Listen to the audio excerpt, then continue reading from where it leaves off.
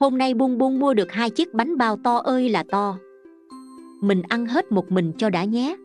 Đăm Đum đứng gần đó, hộp cơm trống rỗng. Cậu nhìn Bun Bun với đôi mắt mong chờ. Bun Bun ôm chặt chiếc bánh còn lại. Chắc bạn ấy không sao đâu nhỉ. Giờ chơi bắt đầu, nhưng không ai gọi Bun Bun chơi cùng. Bun Bun cố gắng lại gần, nhưng các bạn im lặng và quay đi. Cô Nành ngồi cạnh Bun Bun, dịu dàng hỏi: Con buồn à? Có chuyện gì vậy? Cô chỉ lên bảng chia sẻ là hạnh phúc. Bun Bun ngẫm nghĩ và bỗng mỉm cười: Cho bạn nè, mình cùng ăn nhé. Đăm Đum sáng rực đôi mắt. Một chiếc bánh 2 nụ cười. Ngọt hơn cả nhân bên trong là tình bạn.